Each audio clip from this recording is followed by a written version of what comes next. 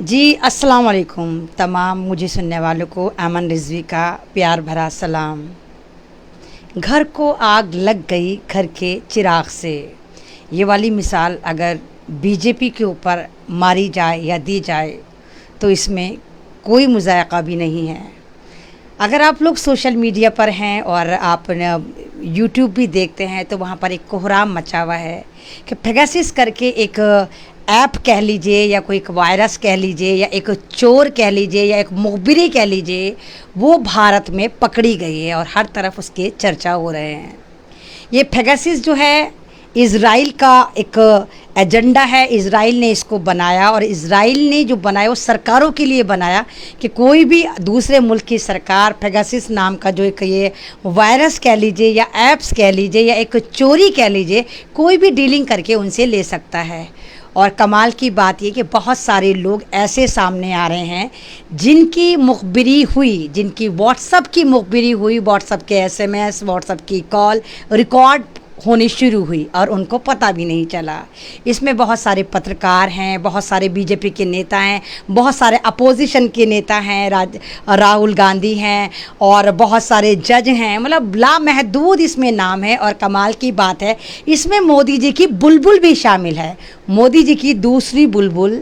ये रिश्ता क्या कहलाता है, क्योंकि सास भी कभी बहू थी की जो स्मृति ईरानी है, उनका फ़ोन भी टैप पर था। कौन वो लोग हैं जो टैप करा रहे थे, क्या वजह थी? हाय मोदी जी यकीन नहीं बना पाए। ये दूसरी बार ऐसा हुआ जब मोदी जी अपनी बुलबुल की रिकॉर्डिंग को टेप करा रहे थे और एक CD उठाए फिरता है। कपिल मिश्रा, आपको याद होगा कि कपिल मिश्रा हर जगह एक CD उठाए फिरता था और मोदी जी को दिखाता था मोदी जी, और मोदी जी के हाथ पैर फूलने शुरू हो जाते थे। मोदी जी ने गुजरात में भी एक बुलबुल पाली थी, एक IPS ऑफिसर थी जिसके पीछे मोदी जी लगे हुए थे, उनके साथ रातें रंगीन करते थे और फाइनली उस लड़की को इन्होंने मरवाया खपवाया, कहाँ है किसी को नहीं पता। वही CD में टोटल डेटा था, मोदी जी कहाँ किस वक्त उससे मिलते थे। उस CD में तमाम का तमाम मोदी जी के आमाल नामे थे जो कपिल मिश्रा आप पार्टी में था उठाए फिरता था। बाद में मोदी जी को थोड़ा दिल की प्रॉब्लम हो गई और उस CD की वजह से तो फिर मोदी जी ने ईमान फरोश कपिल मिश्रा को ख़रीदा और आज कपिल मिश्रा मोदी जी की गोद में झूले झूलता है। और वो CD कहाँ है, किस स्विट्ज़रलैंड के अकाउंट में कपिल मिश्रा ने छुपा रखी है वो नहीं पता। क्योंकि आप देखिए कपिल मिश्रा कितने उसने दंगों में प्रमोट करा, दिल्ली दंगों में आगे आगे रहा, लेकिन सिंगल उस पर FIR नहीं, क्योंकि मोदी जी का हाथ उसके ऊपर था। नहीं तो कपिल मिश्रा फिर CD दिखा देता, अगर मोदी जी के पालतू कुत्ते उस पर FIR करते तो वो फिर CD दिखा देता और मोदी जी को वायरल कर देता। तो इस तरह नहीं हुआ, इसलिए वो CD कहाँ छुपा के रख रखी है कपिल मिश्रा ने किसी को नहीं पता। लेकिन कमाल की बात यह है कि इस चोर चकार पार्टी ने अपनी ही लैला की मुखबिरी करा दी, स्मृति ईरानी की मुखबिरी करा दी। मोदी जी को लगा ये क्योंकि सास भी कभी बहू थी, ये अपने मियाँ की ना हुई, और जिस मियाँ की ये थी, ईरानी इसके हस्बैंड का नाम है, ये तो खैर एक नॉन मुस्लिम फैमिली से आती है, लेकिन इसने पारसी से शादी करी और जिस पारसी से शादी करी पहले उसको तलाक करवाया, फिर उससे शादी करी और यहाँ पर आकर ये मोदी जी के साथ गुटरगू करने लगी। तो मोदी जी को लगा जो उसकी ना हुई वो मेरी क्या होगी। तो मोदी जी ने इसकी भी मुखबिरी कराई। बहुत सारे नाम, 40-45 से ज़्यादा नाम ऐसे आ रहे हैं जो बहुत हाई प्रोफाइल नाम है। मजाक की बात तो यह है कि बहुत सारी कॉल्स मेरे पास भी आई, अमन रिजवी कहीं तुम उस लिस्ट में तो शामिल नहीं हो कि तुम्हारी भी मुखबिरी कराई जा रही हो, तुम्हारा व्हाट्सअप डेटा भी हैक करा जा रहा हो और स्टोर करा जा रहा हो। लेकिन अल्हम्दुलिल्लाह मैं उस लिस्ट में बिल्कुल भी नहीं हूँ। मैं इतनी बड़ी अभी नहीं हुई कि मेरे लोग कॉल्स रिकॉर्ड करें या कॉल्स को देखें कि मैं क्या करूँ। ना मेरे पास इतना टाइम है कि मैं व्हाट्सएप पे जाकर फालतू में चैटें करूँ या गुटरगू करूँ किसी के साथ। तो ये इतना बड़ा स्कैंडल है कि आज पार्लियामेंट में मोदी जी पैर दबाकर भाग गए। मोदी जी को किसने सुना ही नहीं, टेबल पीट रहे थे, शोर शराबा था और मोदी जी सुनिए तो हम महिलाओं के सम्मान की बात कर रहे हैं, सुनिए तो हम महिलाओं को मंत्री बना रहे हैं, लेकिन किसी ने भी आज मोदी जी को सुना नहीं। फाइनली मोदी जी संसद छोड़कर बाहर निकल गए, क्योंकि बहुत सारे ऐसे मुद्दे थे जो आज पार्लियामेंट में उठाए गए। उनमें से एक ये मुखबिरी वाला ऐप भी था। अब बीजेपी सरकार तो झूठी मक्कार लुच्ची लफंगी है, तो कह देगी भाई हमने तो नहीं कराया। लेकिन ये ऐप जो है, ये जो वायरस है, ये जो मुखबिरी है, ये सिर्फ गवर्नमेंट ही ले सकती हैं। किसी भी कंट्री का कोई प्राइवेट एमाटेवा आदमी हमारे और आप जैसा नहीं ले सकता।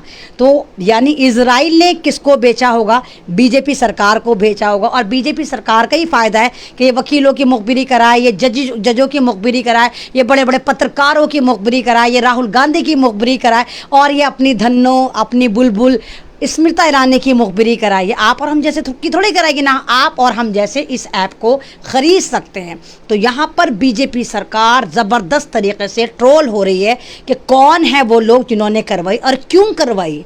आपको खुद पता होगा, अगर हम ईमानदार होते हैं तो हम तमाम अपनी बातों पर और अपनी टीम की बातों पर, अपनी फैमिली की बातों पर यकीन करते हैं। लेकिन जब हम चोर चकार, लुच्चे लफंगे, डकैत होते हैं तो हमें किसी पर यकीन नहीं होता। यही हाल बीजेपी का है कि बीजेपी के तमाम नेता एक दूसरे पर बिल्कुल भी यकीन नहीं करते हैं। उन्हें पता है कि जिस तरह ये लूट खसोट का सरकार बनी है, हो सकता है कोई मेरे से ऊपर चला जाए, हो सकता है कोई मेरा गले पे छुरा लगा के दूसरे को कर ले, क्योंकि इनमें तो सारे गद्दारी बैठे हुए हैं, एक दूसरे को खदेड़ते हैं, दूसरे को ले आते हैं। तो यही वजह है कि सब एक दूसरे की टांग खींचने पे लगे रहते हैं, सब एक दूसरे की मुखबिरी पे लगे रहते हैं। बिल्कुल भी इनके अंदर एक तरह का एकता नहीं है, बिल्कुल भी एकता नहीं है इनके अंदर। तो ये ड्रामे चल रहे हैं बहुत ख़तरनाक तरीके से। जो ये ऐप लीक हुई है और उन लोगों के नाम आए हैं, और कमाल की बात ये है कि ना तो किसी के पास कोई नोटिफिकेशन आया कि किस तरह ये वाले फ़ोन नंबर इजराइल के पास पहुंच गए, इस ऐप के पास पहुंच गए, और ये कोई एक प्रूफ ही नहीं है कि ना तो किसी के पास कोई नोटिफिकेशन आया जिन लोगों का जो ये पूरी की पूरी मुखबिरी करी गई है, जो चाहे वो पत्रकार हों, चाहे वो जज हों, चाहे वो स्मृति ईरानी हो, चाहे वो राहुल गांधी हो, चाहे और भी बहुत बड़े बड़े नाम है, किसी के पास कोई सिंगल नोटिस नहीं आया और उनकी मुखबिरी हो गई। तो ये बहुत बड़ा कोहराम मच रहा है और बीजेपी साफ दामन छाड़ रही है कि हमें नहीं मालूम इजराइल ने ये किस तरह करा। अगर आपको याद हो, 2 साल पहले भी व्हाट्सएप की कॉल्स, व्हाट्सएप की डेटे रिकॉर्ड हुए हैं और वहाँ पर जाकर स्टोर हुए हैं, वो 2 साल पहले। और कमाल की बात है, वो भी इजराइल नहीं करे थे और वो भी इसी कंपनी ने करे थे, जिसका नाम मैंने आपको बता दिया, पेगासस करके नाम है, नाम भी अजीब है, निकल भी नहीं रहा। तो अब भारत में ना तो नेता सेफ, ना जज सेफ, ना वकील सेफ, इनकी भी पूरी की पूरी जो प्राइवेसी है वो ख़त्म हो चुकी। सरकार इनके ऊपर भी सेंध लगाकर बैठी है, अपने लोगों पर भी बैठी है, अपने मिनिस्टरों पर भी बैठी है, उन जजेस पर भी बैठी है जिनको ये बहुत सारे पैसे दे देकर अपने पक्ष में मुकदमा करवाते हैं। यही वजह है कि ये सारे के सारे गद्दार हर तरह के वार के लिए तैयार हो जाते हैं, और इसीलिए हम इनको कहते हैं कि ये व्हाट्सएप यूनिवर्सिटी वाले हैं, क्योंकि इनका लिंक इजराइल से मिला हुआ है और इजराइल ने पूरे डेटे दे देता है। तो व्हाट्सएप यूनिवर्सिटी वालों के पास व्हाट्सएप के बारे में बहुत अच्छी मालूमात रहती है, और आजकल नहीं, जब से व्हाट्सएप आया, व्हाट्सएप लोग बहुत ज़्यादा यूज़ करते हैं, और यही वजह है कि व्हाट्सएप से तमाम चीज़ें लीक हो जाती हैं। इसीलिए मैं भी कहती हूँ और बहुत सारे बुद्धिजीवी भी कहते हैं कि व्हाट्सएप पर अवॉइड करिए कुछ ख़राब पिक्चर भेजने से, कुछ ख़राब मैसेज भेजने से। कुछ लोग अपनी फैमिली की पिक्चर्स भेज देते हैं, कुछ अजीब गरीब पिक्चर्स भेज देते हैं। तो उन चीज़ों को अवॉइड करें कि ना मालूम ये कहाँ पर स्टोर हो रही है और कहाँ पर इनको छेड़छाड़ कर फिर इनको गूगल पर जाकर लोड कर दिया जाए। तो ये बहुत बड़ी एक न्यूज़ है जो आप तमाम लोगों को शायद मालूम भी हो, और ये मुखबिरी वाली ऐप है जो इजराइल ने बनाई है और मोदी जी ने अपने ही मिनिस्टरों पे इसको यूज़ करी है। और यही वजह मैं कह रही हूँ कि घर को आग लग गई घर के चिराग से। अब मैं दूसरे मुद्दे की तरफ आ जाती हूँ, और शायद आपको पता हो, लगातार मैंने इस पर बहुत सारे 4-5 लाइव में मैंने इस पर आकर बोला भी है कि सुल्ली डील करके एक ऐप बनाई गई। सुल्ली का मतलब जो होता है, बेसिकली सुल्ली का मतलब होता है नापाक करना, किसी भी चीज़ को नजिस करना, किसी भी चीज़ को ख़राब करना, उसको इंग्लिश में सुल्ली कहते हैं। तो सुल्ली डील्स एक ऐप बनाई गई, एक ऐसी ऐप बनाई गई जिसमें मुसलमान लड़कियों को फेसबुक से उनकी आईडी में से पिक्चर्स निकाले गई, उनके ईमेल एड्रेस निकाले गए, उनके घर के एड्रेस निकाले गए, उनके फ़ोन नंबर निकाले गए, और उनकी छोटी छोटी वीडियोस बनाई गई जो उन्होंने खुद डाल रखी थी। वो तमाम की तमाम सुल्ली ऐप्स पर जाकर डाउनलोड कर दी और वहाँ पर बोली लगाई कि भाई इसकी इतनी बोली है, इससे ये काम करवाओगे तो ये मिलेगा, इससे वो काम करवाओगे तो वो मिलेगा। और इस तरह एक नहीं, दो नहीं, कई सौ मुसलमान लड़कियों की वो पिक्चर्स निकाली, उनकी पूरा डेटा निकाला। और निकालने वाले कौन थे? यही बीजेपी वाले और आरएसएस वाले थे। और ये बात लीक कब आउट हुई? जब एक जो लड़की पायलट थी, मुस्लिम पायलट थी, उसके नॉन मुस्लिम दोस्त ने उसको तंज या फ़ोन करके कहा कि भाई तुम तो वहाँ पर बिक रही हो। जैसे दोस्तों में आपस में हंसी मजाक चलता रहता है, तो उसने तंज में उसको फ़ोन करा कि भाई तुम्हारी तो वहाँ बोली लगी हुई है। उसने कहा कहाँ लगी हुई? उसने लिंक दिया। जब उसने लिंक क्लिक करा तो वहाँ पर उसने देखा कि उसके फ़ोटो लगे हुए हैं, उसकी ID लगी हुई है, उसका नंबर लगा हुआ है और उस पर सेल लगी हुई है कि ये लड़की बिकने के लिए तैयार है, कितने की लेके इसको सुल्ली करोगे यानी इसको नापाक करोगे। ये तमाम का तमाम इन्होंने एक क्राइटेरिया तैयार करा मुसलमान लड़कियों के लिए, आपकी इज्जत के लिए, आपकी बेटियों के लिए, आपकी दुल्हनों के लिए। तो ये तमाम चीज़ें कहाँ से आएँ? ये गलती हमारी है। मैं ये नहीं कह रही चलिए वो अल्लाह का शुक्र है बहुत जल्दी पकड़ में आ गया, बहुत जल्दी उस ऐप को हटा दिया गया। बीजेपी के नेता बेनकाब हुए। बीजेपी का एक रिपोर्टर था, वो तो इतना ढीठ अपने ढीठ था, उसने यहाँ तक कह दिया कि बताइए मुसलमान कितने अवेयर हैं, पंक्चर छाप कितने अवेयर हैं कि इन्होंने फ़ौरन ही इनको पता लग गया, इन्होंने इस ऐप्स को डिलीट कर दिया। इस तरह हमारे नॉन मुस्लिम भाइयों को भी होना चाहिए। उस पत्रकार ने ढिठाई से ये वाली बात बोली।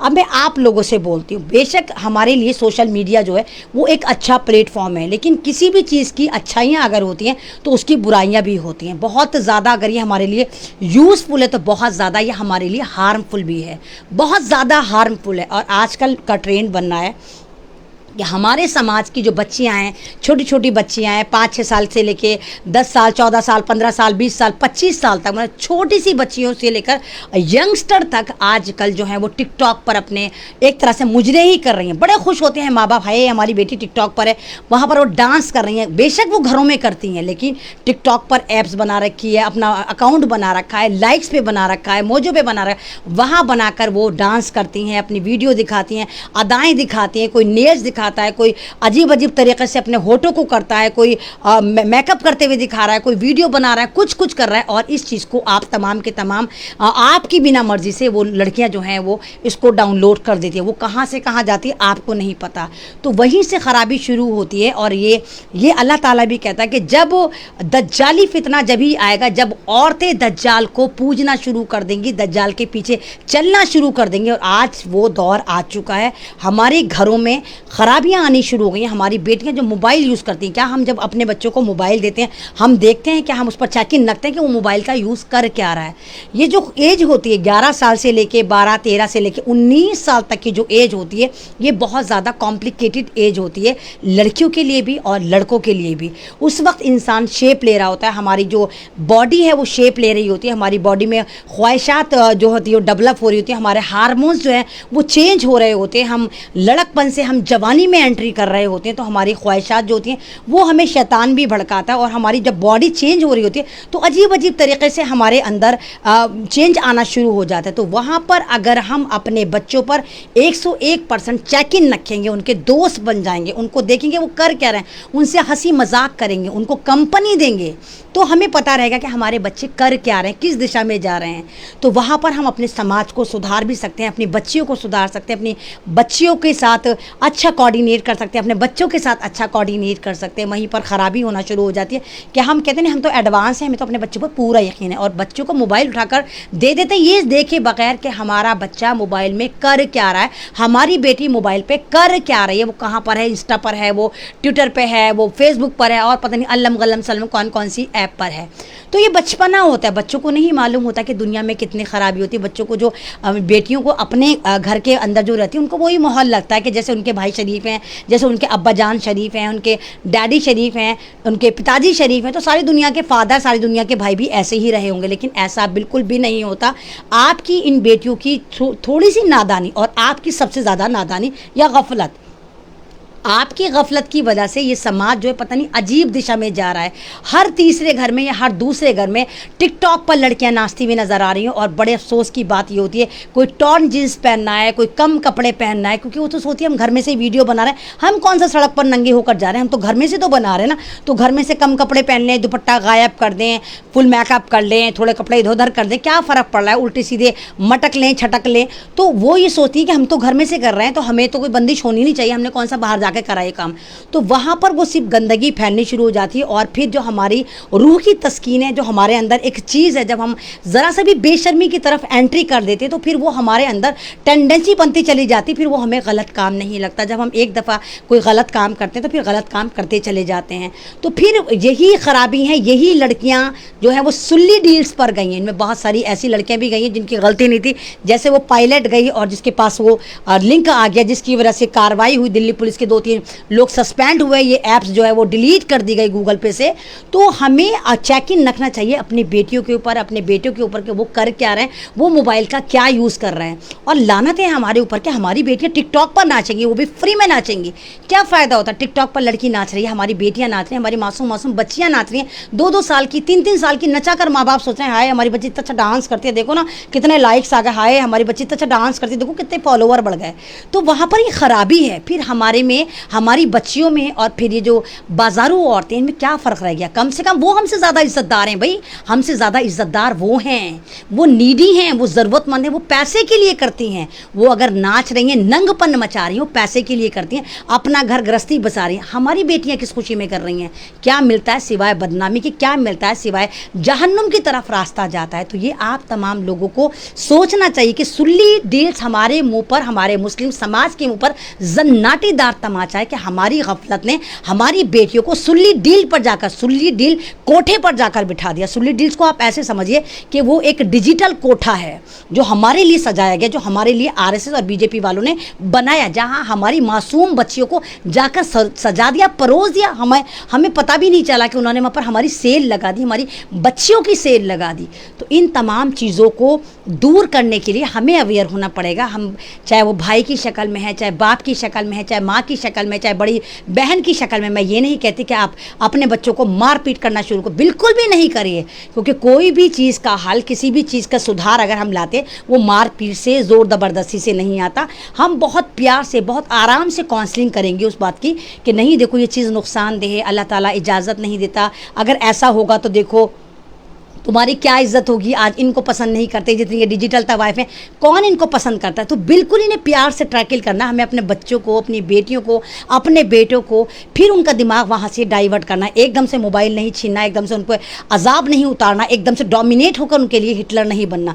क्योंकि हर चीज़ को संभालने के लिए, हर चीज़ को सुधारने के लिए बिगाड़ बहुत आराम से है। किसी भी चीज़ का जब हम सुधार करते हैं तो स्टेप बाय स्टेप बड़े प्यार से हम उस चीज़ को टैकल करते हैं। और आप तमाम लोगों को भी इस बात को बहुत प्यार से टैकल करना पड़ेगा कि ये हमारी गयूर बेटियां हैं, ये भारत की बेटियां हैं। हमें अपनी बच्चियों को बचाना है, उनका फ्यूचर बचाना है, उनकी मासूम सी ज़िंदगी को बचाना है। और फिर जब हमारी बच्चियां ये वीडियो बना रही हैं, टिकटॉक पर नाच रही हैं, इधर नाच रही हैं, उधर नाच रही हैं, इंस्टा पर नाच रही हैं, इंस्टा पर भी छोटी छोटी वीडियो बनाकर डाली हैं, वीडियो चैट कर रही हैं, उससे क्या होता है? बहुत सारी जगह गलत गलत लोगों में, गलत गलत लड़कों के पास उनके नंबर पहुँच जाते हैं, गलत लड़कों के कॉन्टैक्ट में आ जाते हैं, और लड़के फिर उनसे उल्टी सीधी बातें करते हैं। वो तो चार दीवारी में रहती है, उनको तो पता नहीं होता कि बाहर की दुनिया कैसी है। तो उनको ये लगता है नहीं बड़ा चंगा सी है लड़का, बड़ा अच्छा है, यही मेरा लाइफ पार्टनर है, यही मेरी मोहब्बत है। और वो बेवकूफ़ लड़कियां बिल्कुल ऐसे जैसे पंछी फंस जाते हैं जाल में, वो जाल में फंसना शुरू हो जाती हैं और वहीं से ख़राबी होना शुरू हो जाती है। अब देखिए कि जब से मोबाइल आया है कितनी ज़्यादा गलासत हमारे समाज में आ गई, कितनी ज़्यादा हमारे अंदर बेशर्मी आ गई। हमारे घरों में अब हमारी औलादें जो हैं वो अजीब किस्म की एक हर बात में कहती थी आपको क्या पता, आप तो ओल्ड एजिड हो, आप तो एक्सपायरी डेट के हो, हमारी जनरेशन नहीं, आपको क्या पता डिजिटल क्या होता है। इस तरह का मैं सुनने में मुझे मिलता है कि बच्चे अब इस तरह के जवाब देते, 6-6 साल के 7-7 साल के बच्चे इस तरह के जवाब देते हैं कि आपको तो कुछ पता ही नहीं है, आपके ज़माने में थोड़े था, आपको क्या पता है कैसी चीज़ है, गूगल पे ऐसा होता है, फलाना में होता है, फलाने की बेटी ऐसे करती, फलाने की मम्मी ने तो कुछ नहीं कहा, फलाना के डैडी ने तो कुछ नहीं कहा। तो इस तरह की चीज़ें हमारे समाज में बाकायदा डाली गई हैं। मोबाइल हमें जहर के तौर पर दिया गया है। आपको मैं बहुत कमाल की बात बताती हूँ, शायद आपको इस वाली बात पे यकीन ना आए। मोबाइल का फाउंडर भी इजराइली है, इजराइल ने मोबाइल बनाया और इजराइल में आज भी बच्चों के हाथ में मोबाइल नहीं दिया जाता। वहाँ पर 10वीं क्लास के बच्चे को जब मोबाइल दिया जाता है तो प्रोजेक्ट बनाने के लिए दिया जाता है कि लो मोबाइल पे प्रोजेक्ट बनाओ। और हमारे यहाँ 2-2 साल का बच्चा मोबाइल, माँ फ़ौरन मोबाइल दे दी तो खटाक से कि उसको डिस्टर्ब ना करे। अगर बच्चा परेशान कर रहा है, बच्चा रो रहा है, तो माँ उठा के मोबाइल दे दे, ले बेटा मोबाइल ले। तो हम तो खुद ही बच्चे को मोबाइल का हैबिचुअल बना रहे हैं, फिर वो बच्चा मोबाइल में ही लगा रहता है, मोबाइल में ही लगा रहता है, और हम आराम से खुश हो जाते हैं भाई हमारा बच्चा तो मोबाइल में लगा हुआ घर में ही है। लेकिन ये नहीं मालूम मोबाइल तमाम फितने की जड़ है, मोबाइल तमाम अय्याशी की जड़ है, मोबाइल तमाम रिश्तों का गला घोटने की जड़ है।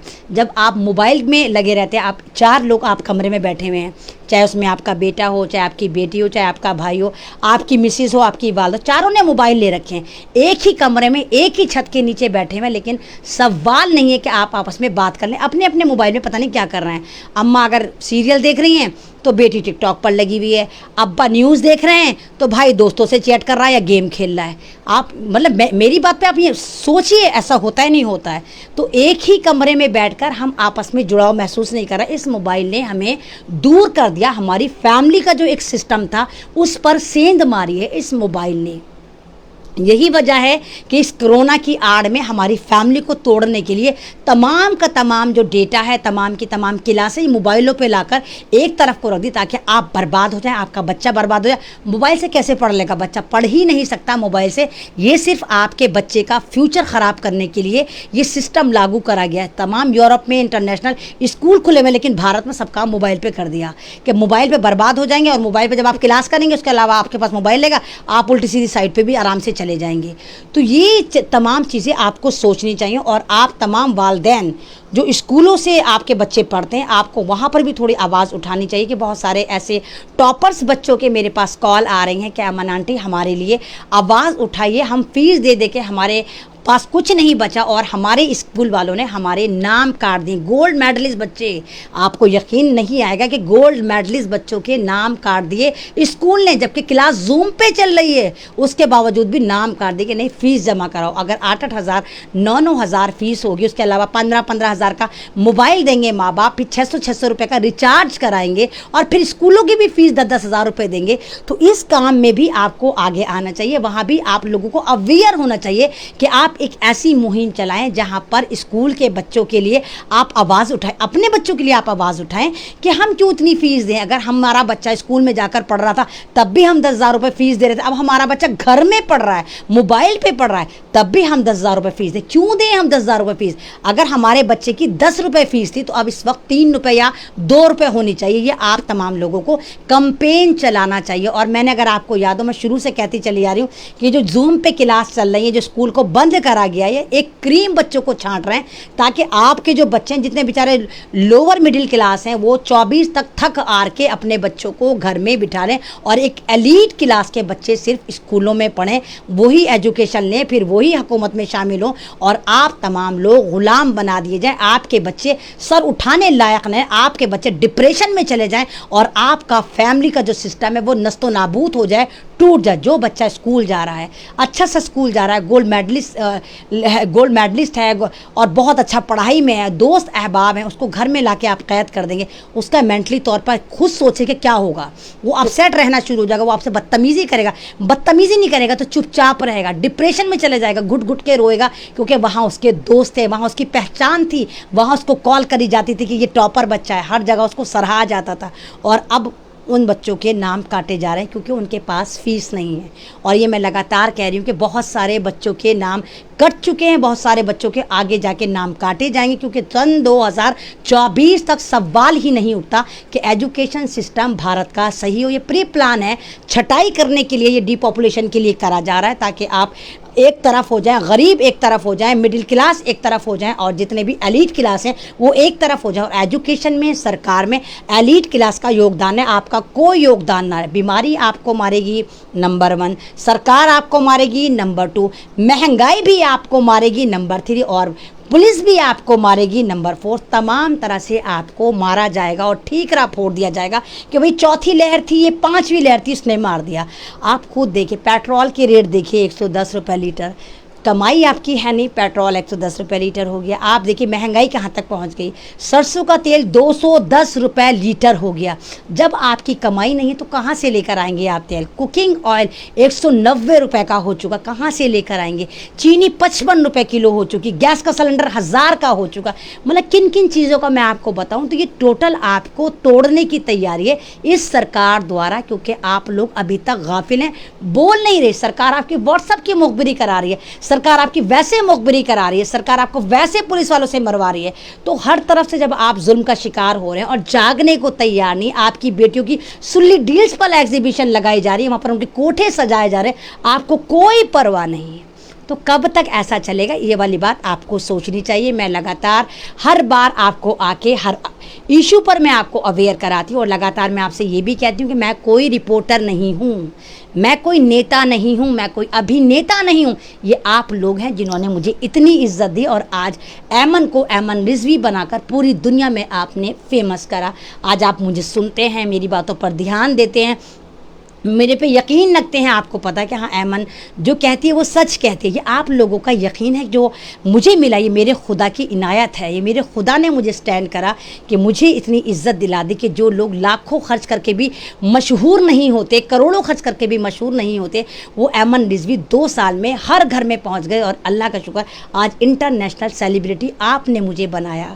तो बस मैं इसीलिए कहती हूँ कि अगर आप लोग भी इन बातों का ध्यान देंगे, आप भी इन छोटी छोटी बातों का ध्यान देंगे, तो आप यकीन करिए हमारे घर में वही खुशहाली आएगी। हमें पहले अपने घरों से सफाई करनी है, हमें अपने घरों को बचाना है, फिर अपने महल्ले को बचाना है, फिर अपनी सोसाइटी को बचाना है, फिर अपने स्टेट को बचाना है, और इस तरह करते करते हम अपने मुल्क को बचाएंगे। भारत एक गुलदस्ते की मानंद है। मैं लगातार आपसे यही कह रही हूँ कि ये गुलदस्ता है, इसको बिखरने से बचा लीजिए, इसको हमारी भूल कमल का फूल मत बनने दीजिए, एक हो जाइए, नहीं तो एक एक करके सब मारे जाएंगे। तमाम कम्युनिटीज़ पर ये लोग शिकार कर रहे हैं और ये भारतीय इनको मत समझिए, ये बीजेपी वालों को ये मत सोचिए, ये भारतीय ये एंटी नेशनल लोग हैं, ये एंटी नेशनल लोग हैं जो इजराइल से सपोर्ट लेकर भारत को बर्बाद करें। तमाम पार्टीज को इन्होंने ख़त्म कर दिया, हर तरफ सिर्फ ये बीजेपी बीजेपी दिखाते हैं। और इनका जो मोदी मैनेजमेंट है, इनका जो पप्पू मैनेजमेंट दलाल मीडिया है, वो भी हर तरफ जय जय मोदी है मोदी करता है। और किस तरह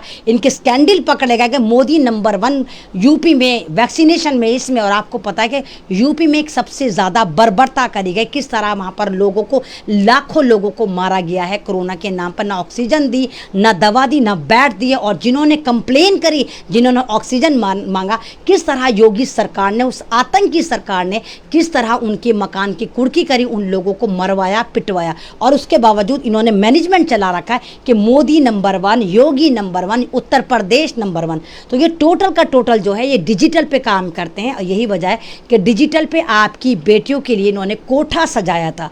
अब अवेयर हो गए तो वो हटा दिया, लेकिन ये इस तरह की हरकतें बार बार करेंगे, लगातार करेंगे। आप अगर अवेयर नहीं हुए, आप एक नहीं हुए, तो ये भारत आप इसी तरह बर्बाद होते हुए देखते रहिए। फिर कुछ भी नहीं होगा, क्योंकि फिर समझाए क्या होत जब चिड़िया चुग गई खेत, फिर कुछ नहीं हो सकता। अभी भी मामला आपके हाथ में, एक हो जाइए, संविधान को बचाइए, भारत को बचाइए, इंसानियत को बचाइए, कम्युनिटीज़ को बचाइए, और सिर्फ ये कहिए वी आर इंडियन, हम भारतीय हैं। ना हम हिंदू हैं, ना हम मुसलमान, ना हम सरदार, ना हम ईसाई, ना दलित, हम भारतीय हैं। और ये भारत हमारा है, किसी कमल का नहीं है, किसी आरएसएस का नहीं है। फिर देखिए कि हम सन 2024 में, सन 2022 में उत्तर प्रदेश जीतेंगे, सन 2024 में हम पूरे भारत को बचाएंगे। लेकिन उसके लिए आपको एक होना पड़ेगा। शुक्रिया, अल्लाह हाफिज़। मेरा लाइव अगर आपको अच्छा लगता है तो ज़्यादा शेयर करिए। ये मेरा पेज है, इसको फॉलो करिए, लाइक्स करिए। मेरा अकाउंट बंद है, इंशाल्लाह एक आध दिन में मेरा अकाउंट भी खुल जाएगा। ब्लॉक हुआ हुआ है, हो सकता है उसके बाद मेरी रीच बढ़ जाए। अपना ख्याल रखिए। ज़िंदगी रही तो फिर ऐसी ही मुलाकात होगी, कोई खट्टा मीठा टॉपिक होगा, फिर आपके साथ डिस्कस कर रही होंगी। बस अल्लाह हाफिज़। कोई भी अगर आपको कोई ऐसा मुद्दा हो जिस पे चाहते हो कि मैं आवाज़ उठाऊं, हालांकि आज तक ऐसा नहीं हुआ, तो उसका मुझे ज़रूर बताइएगा कि मैं उस पर भी आवाज़ उठाऊंगी। बेचारे एक भगत जी आ गए हैं, कोई एक मूत्र कोला पीने वाले आ गए हैं, Dinesh Kumar Mishra. Israel great country है, बिल्कुल सही कहा। तभी तो तुम्हारा जो भगवान है मोदी, उसने कहा था हम फ़िलिस्तीन के साथ हैं, मतलब इनका भगवान फ़िलिस्तीन के साथ खड़ा था। और ये बेचारे मूत्रो कोला पीने वाले, 2 रुपए पर कमेंट करने वाले, इनको तो कमेंट करना है दिनेश कुमार मिश्रा उर्फ गुफा की नाजायज़ औलाद, बेचारे आ गए। 10-12 रुपए मैंने इनको कमवा दिए, बहुत सारे इन्होंने SMS कर दिए। तो ये इस तरह इन लोगों से भी आपको सुलटना चाहिए। इन पे FIR करिए। फेसबुक जो होती है, फेसबुक पे जो FIR होती है और रिपोर्ट होती है, वो करके इनको ब्लॉक करके इनको मज़ा चखाइए। और इस तरह आप भारत को बचाइए, यहाँ के संविधान को बचाइए। अल्लाह हाफिज़, सत श्री अकाल, गुड नाइट, शब खैर, शुभ रात्रि।